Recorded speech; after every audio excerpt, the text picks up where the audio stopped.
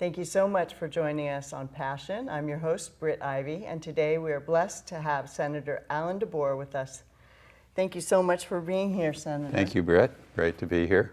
Grateful that you came on down to visit with us and share with our audience what's happening. I understand you've been in a life of public service and you are beloved for that fact. Your official senator term ends in a couple months though, right? Yeah, I think probably January 5th. Is your family pretty happy about that? My wife is very happy about that. The lovely Becky, she's a lovely lady. I can imagine because I know how hard you work, and every time I call your office, you're on this trip or visiting this educational program or visiting this school. And tell us just a little bit about your favorite parts of your position. Well, I'm on the Student Success Committee now. We've driven almost 4,000 miles. I've been at almost every school district in the state of Oregon.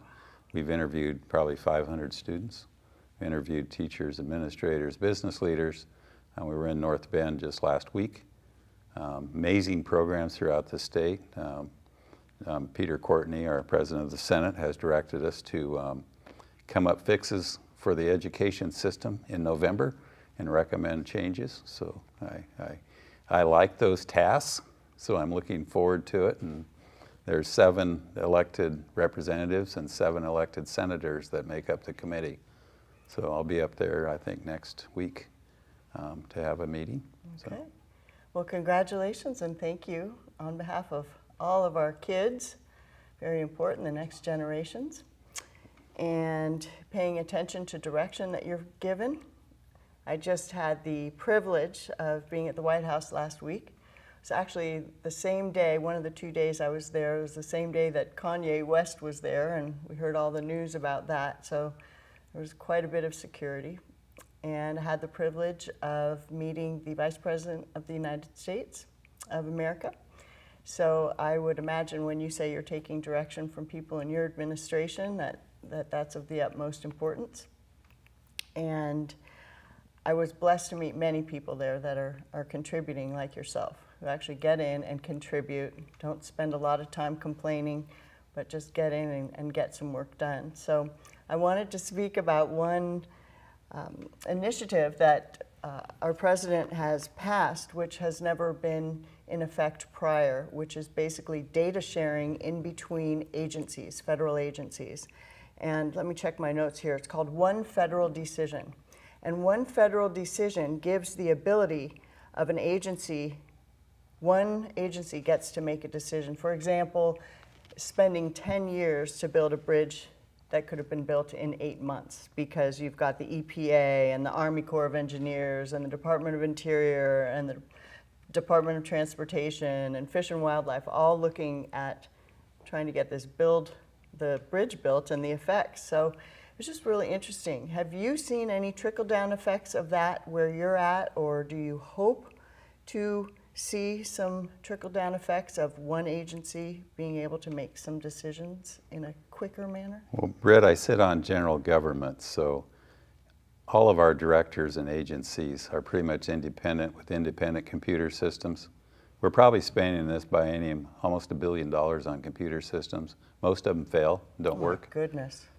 So yes, I think that one computer system for the state, giving directions to the directors to do their job, and not having the Senate and the House pass bills, which a lot of times cause more confusion, when really in private business what we're after is to tell the directors to do their job, let them, have them come to the elected officials and tell us what we need to change to help them do their job. So I think that, you know, even between BLM and the U.S. Department of Forestry, you know, I don't know why we don't combine those 2 agencies. Medford already has. They're sharing a building now for the first time. Oh, fantastic. What a great idea. Speak a little bit more about combining those 2 agencies, because then we're going to speak about fire and catastrophic wildfire. Which is a great subject. We need to change how we approach fire and forest management in the state of Oregon and in the United States. What we have is not working. The smoke that we've gone through for the last few years is damaging for everybody, especially health. the economy, and for every business that's losing money, there's somebody not getting a paycheck, which is really the bottom line. That is a big part of the bottom line. I love how you put that. Let's put the computer systems together and let people do their job. Unify some of those systems so we can streamline some strategic answers to some of these questions. It's not just a small problem. In fact, the EPA now has recognized that strokes and heart attacks and other deadly causes of death, that's a good one, deadly causes of death really have to do with the toxic smoke. It's not like in the old days where if a cabin burns, it's wood. You know, now we have biomass, we have paint, we have all sorts of things burning in the air, not to mention whatever they throw at the fire. And of course that gets in our watersheds. There's all sorts of issues that arise from that one topic, but people are dying. And we have a mutual friend whose wife is in a wheelchair. They were very close to the Klamathon fire, and it's become recognized that when the nanoparticles get into the lungs, they make their way up to the white matter in the brain, and the effects look like a stroke or a heart attack, and people are dying early. And we have to fix the smoke, and you're talking about Bill Simpson, and really feel badly for his family. Yes. But he was in the thick of the fire. I mean, he was Captain working Simpson almost every was. day. He has a plan to bring wild horses into the monument. He lives on the edge. He's got a herd of about 47 wild horses that he takes care of. And then I read in the paper the other day that Northern California is rounding up 1,000 wild horses.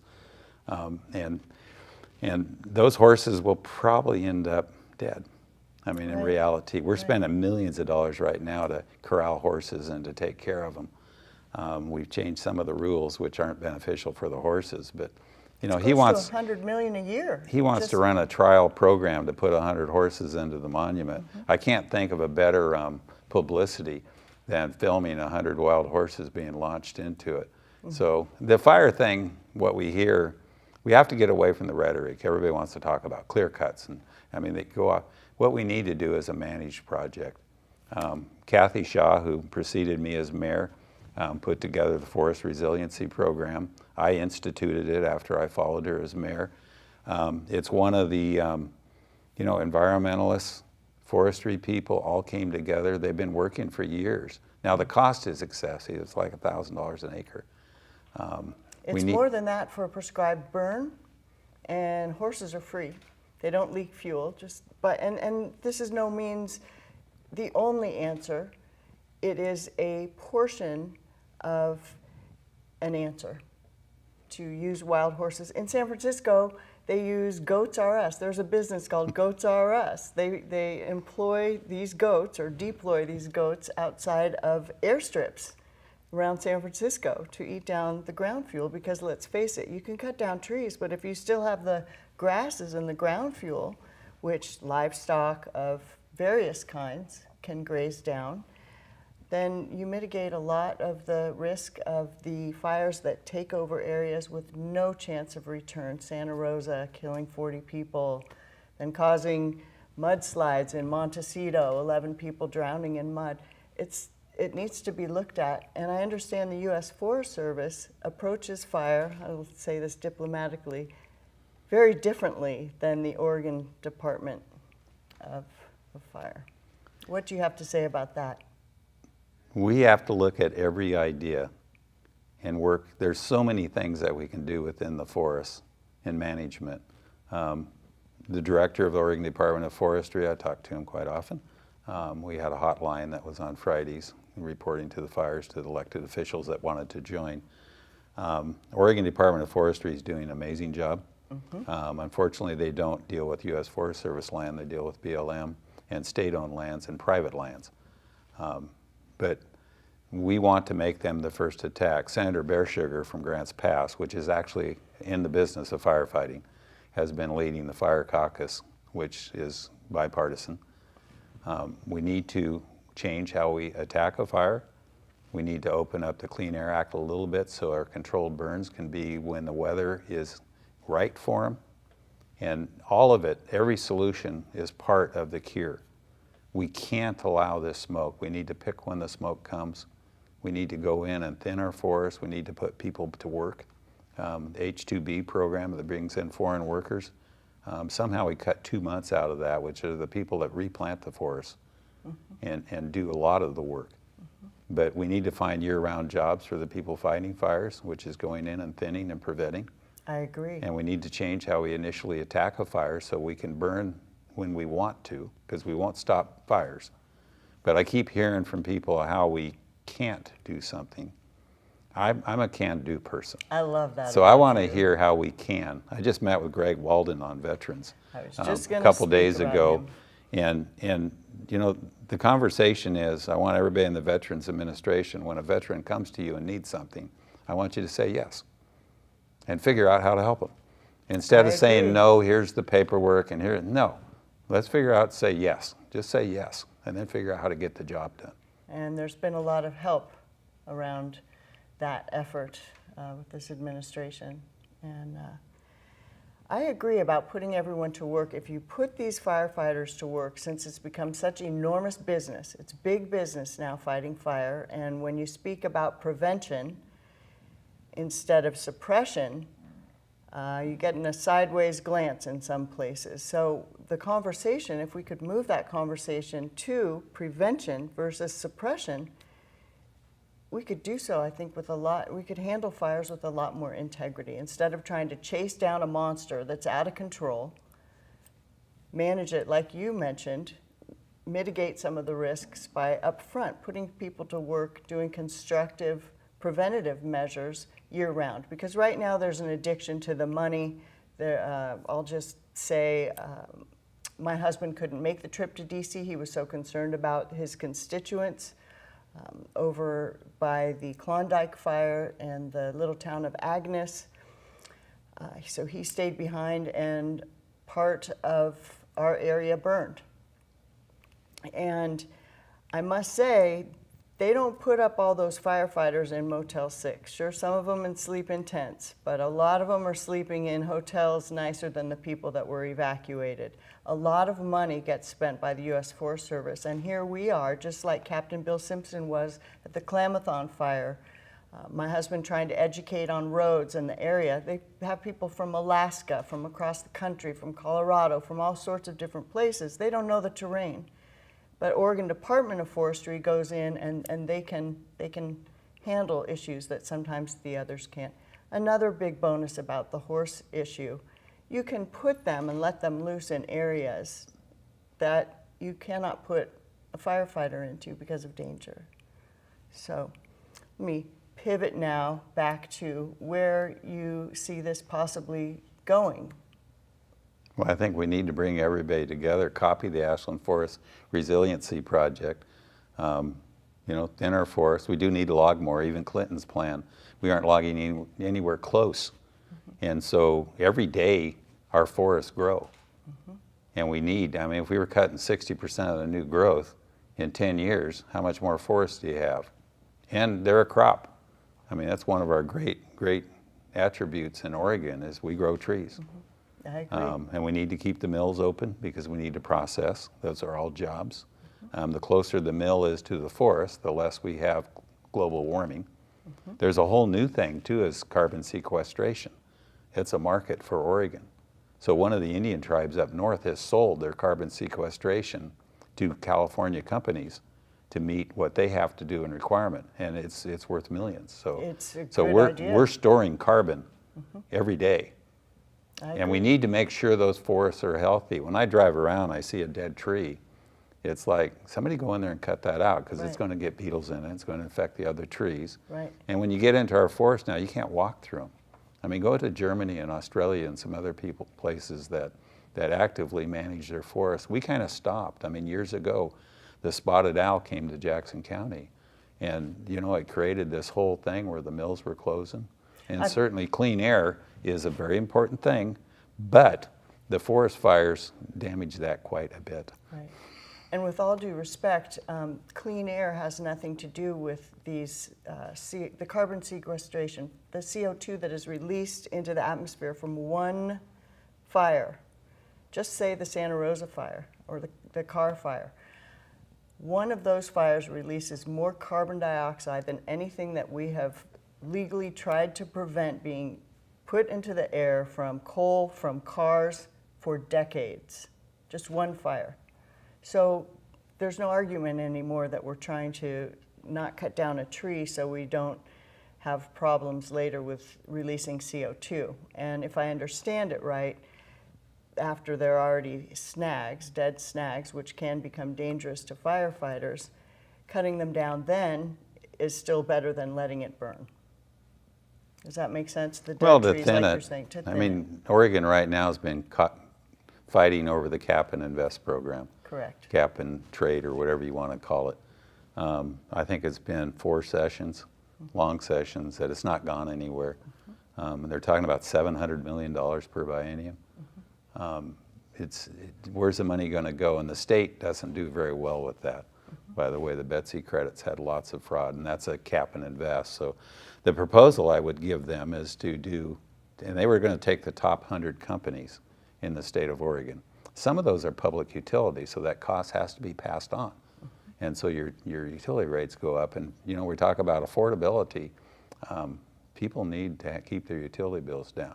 So anyway, you do this, put a carbon tax, between $25 and $35, $40 a ton on the top 25 companies, pull the public utilities out of it, put 50% of that back into force for restoration, carbon sequestration, thinning, and put 25% back to those 25 companies in a grant basis so they can lower their emissions. And take the other 25% and provide that money to low-income people for solar panels, sealing up your house better to lower their bills. That's a plan that probably gets 100% of the vote. Instead, we keep bashing back and forth, bashing back and forth. California started that way. They started with a smaller program and they expanded it. For DEQ to administer this, they just can't do it. Right. And for maybe 25 companies, they can, and I can go over lots of examples of the failures. I can imagine, but you know what I love about you? You just talked about a solution. You pivot each topic into an idea, a solution. I don't hear you complaining about the negatives, but rather offering a solution. And I love that about you. I think that's a fantastic part of your cornucopia of talents you bring to the table. You're bipartisan, and I agree as well as far as it does no good to sit around and argue, oh, do we clear cut? Do we sue? Let's litigate our country into brokedom. And one thing that just really, I'm looking for a politically correct, it's upsetting to me. If you say you want to save an endangered species, that's all well and good. We should do that.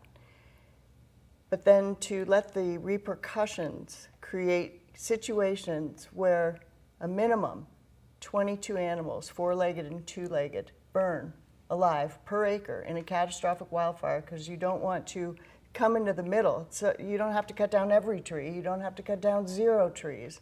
But just come up with something that everyone can live with, not get stuck in lawsuits about, and we don't lose literally millions of animals.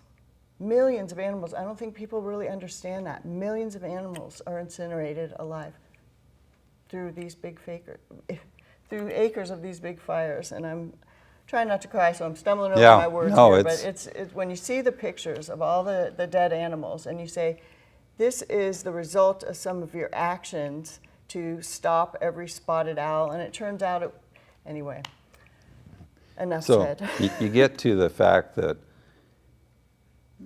we get into the minutia of a problem and we just stay with it. So my question is, how do we prevent the smoke that took away the summer from our kids? How do we prevent the smoke? So we can get into the argument. My question is, okay, what's your idea to prevent the smoke? There you go. Because that's the bottom line, that's the question. Get rid of the smoke. Now to do that, you have a bunch of different things you need to keep doing. I had 8 people in my little neighborhood. Got a few elderly people in my neighborhood as well. 8 people hospitalized this summer. Well, and there's probably a lot more than that in the States. So. Absolutely. And unfortunately, the Portland metro area got smoke. Oh. But it started them to realize what we're talking about down here. And, you know, just for our kids to miss their summer, where their sports things were canceled, outdoor things were canceled. Shakespeare's 23 plays they lost. They just lost 16 jobs.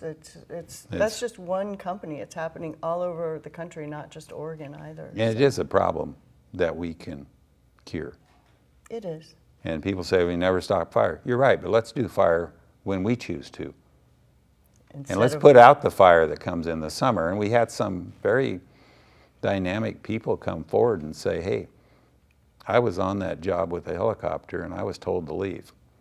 And then the wind came and blew the fire up, but I was within 6 to 8 hours. And, you know, Greg Walden's been in the valley a lot.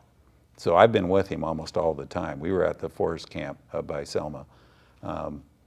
And he's listening to some of these people now that are afraid to come forward and afraid to talk. That was very brave of you, actually, because we're both aware of a conversation where a private helicopter company was offering to put out the fire that is now still 150,000 burning in mid-October. 180 now. 180,000 acres. And it was, they offered to put it out for free, and they were told, oh no, that's not your land. Well, if that decision maker's granddaughter was right there in a cabin, would they have decided differently? I don't know, but that was just But rather than point fingers now. I'm not trying to point a finger. I'm just saying when I learned that, it's just like I couldn't, it's incredulous. And I've got lots of those stories. You know, I publish my cell phone number, so no. if you call my state office today, I'll answer the phone because it's forwarded to my cell phone. Mm-hmm. So I hear from a lot of people. So we get back to the same thing. Yeah. How do we fix the smoke? Okay. And everybody comes and criticizes or wants, how do we fix the smoke? What's your solution? I like it. And we use should 100 have a of those. meeting like that instead of arguing and who's going to litigate who, and that's it. Just almost like in 6th grade. Raise your hand if you have an idea to fix the smoke, everybody, and make it fun. Make it fun. I like to make my interviews fun. I have the most amazing guests on, and I want to thank you for coming on Passion today, Senator DeBoer. Anytime. I haven't been in this studio for a long time, but anytime anybody asks me, I'm more than happy to come. Well, the PBS studio is often picked second after this one now. It's state of the art, and we're just very grateful for your public service. Thank you to your family as well. I know it cost hours with you. It cost them hours with you too.